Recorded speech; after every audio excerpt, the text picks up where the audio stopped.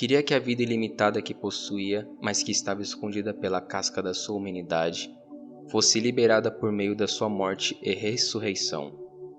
Estamos alojados num corpo limitado, morremos um pouco a cada dia.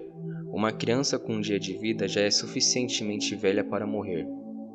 Todavia, Cristo queria nos eternizar.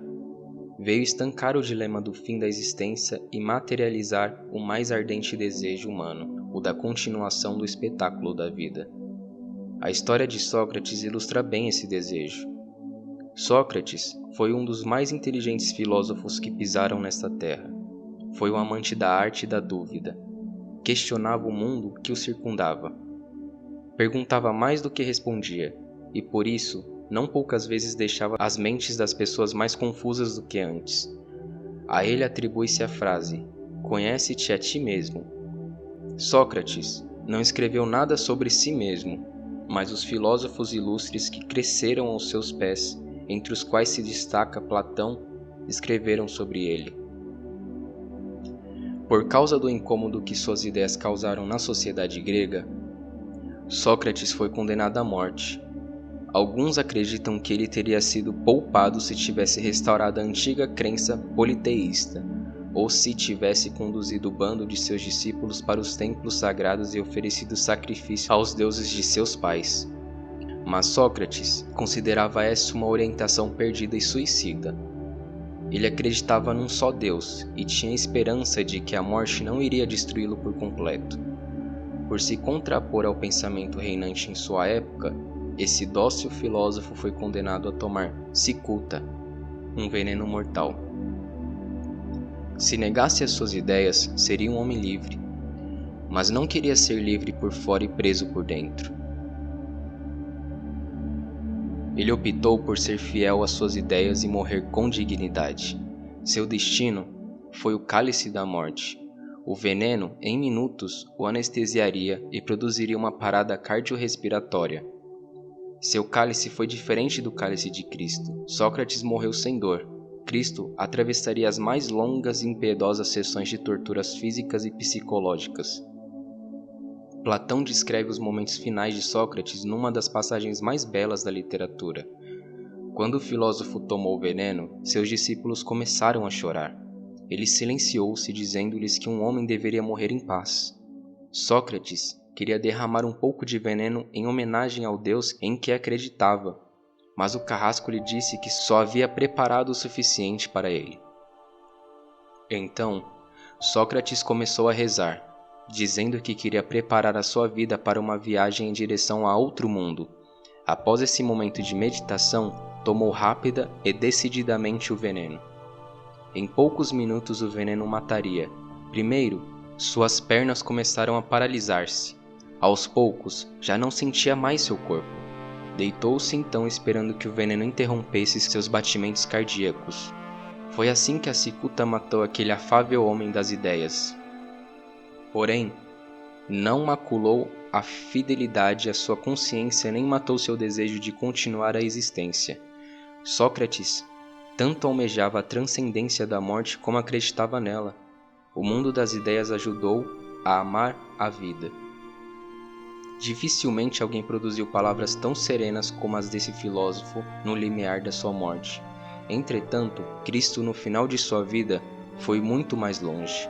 Produziu as reações mais sublimes diante das condições mais miseráveis que um ser humano pode enfrentar. Bradou: "Eu sou o pão da vida. Quem de mim comer, viverá eternamente." Não há semelhante ousadia na história. Ninguém havia afirmado até então que tinha o poder de fazer o frágil e imortal ser humano um ser imortal. Ninguém afirmara que a própria morte abriria as janelas da eternidade. Sócrates tinha esperança de viajar para outro mundo. Cristo, entretanto, colocou-se como piloto e como o próprio veículo dessa intrigante viagem para tal mundo. Jesus era um homem inacreditável. Não queria fundar uma corrente de pensamentos ou de dogmas. Não. Ele almejava libertar o ser humano do parêntese do tempo e imergi-lo nas avenidas da eternidade. Retornando como num relâmpago do céu para a terra. Ninguém, mesmo no ápice do delírio, tem coragem e mesmo capacidade intelectual para pronunciar as palavras que Jesus proferiu nessa longa e complexa oração. O mais interessante é que, ao mesmo tempo que olhou para o céu e anunciou uma vida infindável, ele se voltou para a terra e mostrou uma preocupação extremamente afetuosa com a vida e a história dos seus discípulos. Proclamava ao seu Pai: quando estava com eles, guardava-os em teu nome. Não rogo apenas por estes, mas também por aqueles que vieram a crer em mim por intermédio da tua palavra, a fim de que todos sejam um. Apesar de estar próximo da sua angustiante série de sofrimentos, Jesus ainda tinha ânimo para cuidar dos seus íntimos e discursar sobre o amor no seu mais belo sentido. Queria que um clima de cuidado mútuo e solidariedade envolvesse a relação entre seus amados discípulos. Nunca lhes prometeu uma vida utópica, uma vida sem problemas e contrariedades. Pelo contrário, almejava que os percalços da existência pudessem lapidá-los. Sabia que o oásis é mais belo quando construído no deserto, e não nas florestas. Suas palavras denunciavam que, para ele, Deus, embora invisível, era um ser presente, um ser que não estava acima das emoções humanas, mas que também sofria e se preocupava com cada ser humano em particular. Ao estudarmos as histórias das religiões, percebemos que Deus é frequentemente mencionado como um ser intocável, acima das condições humanas, mais preocupado em punir os erros de conduta do que em manter uma relação estreita e afetiva com o ser humano. Mas no conceito de Cristo, o seu Pai é um Deus acessível, afetuoso, atencioso e preocupado com as dificuldades que atravessamos e que, embora nem sequer remova os obstáculos da vida, nos propicia condições de superá-los. O Filho e o Pai participavam juntos, passo a passo, de um plano para transformar o ser humano. Nesta oração, Jesus diz que enquanto estava no mundo, cuidava dos seus discípulos, estimulava-os a se interiorizarem, a conhecerem os mistérios da existência e a se amarem mutuamente. Mas agora, sua hora havia chegado e ele teria de partir. Na despedida, roga ao Pai que não os tire do mundo, mas que cuide deles nos inevitáveis invernos da existência. Conhecia as sinuosidades que o homem atravessariam, mas queria que eles aprendessem a transitar por elas com maturidade e segurança, ainda que nas curvas da existência pudessem derramar algumas lágrimas e tivessem momentos de hesitação. O mestre nem sempre queria tirar do caminho as pedras que perturbavam as trajetórias dos seus discípulos, mas desejava que elas se tornassem tijolos para desenvolver neles uma humanidade elevada. Os discípulos estavam na iminência de perder seu mestre. Este, além da dor imensa da partida, teria de enfrentar toda a noite e na manhã seguinte o próprio martírio. O mesmo era de grande comoção. Todavia, num clima em que só havia espaço para chorar, Jesus mais uma vez toma uma atitude imprevisível. No meio da sua oração, ele discursa sobre o prazer. Roga ao Pai que todos os seus seguidores, em vez de serem pessoas tristes, angustiadas e deprimidas, tivessem um prazer pleno, disse, para que eles tenham em si minha plena alegria. A personalidade de Cristo é difícil de ser investigada. Foge completamente à previsibilidade lógica e é capaz de deixar perplexo qualquer pesquisador de psicologia. Como pode alguém discorrer sobre alegria estando na iminência da morte?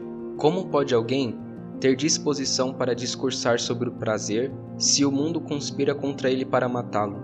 Ninguém que ama a vida e a arte de pensar pode deixar de investigar a personalidade de Cristo, ainda que a rejeite completamente. Nesta oração, ele ainda tem disposição para se preocupar com a qualidade do relacionamento entre os seus discípulos. Clama pela unidade deles. Comovido, suplica que seus amados galileus e todos aqueles que viessem a se agregar a seu propósito transcendental fossem aperfeiçoados na unidade. Como grande mestre da escola da vida, sabe que a unidade é a única base segura para o aperfeiçoamento e a transformação da personalidade. Daria a sua vida aos seus discípulos. e ambicionava que eles superassem as disputas predatórias, os ciúmes, as contendas, as injúrias, o individualismo, o egocentrismo.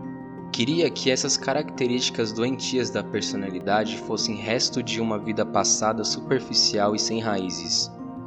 Almejava que uma nova vida fosse alicerçada nos pilares do amor, da tolerância, da humildade, da paciência, da singeleza, do afeto não fingido, da preocupação mútua.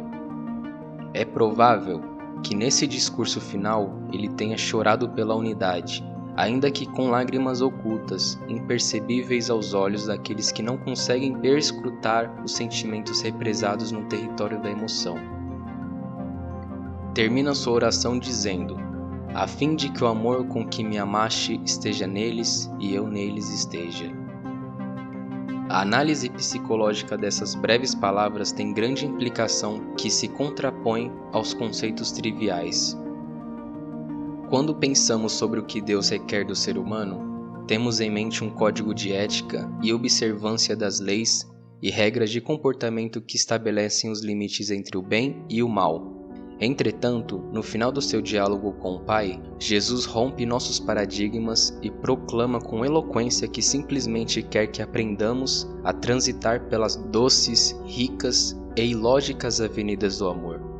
O sofrimento do povo de Israel era grande, a escassez de alimento era enorme e a violência que Roma infligia a todos os que contrapunham a sua dominação muito forte. Nesse ambiente árido, ninguém falava de amor e dos seus sentimentos mais nobres da existência. Os poetas estavam mortos, os salmistas enterrados. Não havia cânticos alegres naquele meio, mas veio um homem dizendo-se Filho do Deus Eterno. Seu discurso foi incomum. Ele encerra sua curta vida terrena discorrendo não sobre regras, leis e sistemas de punição, mas simplesmente sobre o amor. Somente o amor é capaz de fazer cumprir espontânea e prazerosamente todos os preceitos. Somente ele dá sentido à vida e faz com que ela, mesmo com todos os seus percalços, seja uma aventura tão bela que rompe a rotina e renova as forças a cada manhã. O amor transforma miseráveis em homens felizes. A ausência do amor transforma ricos em miseráveis.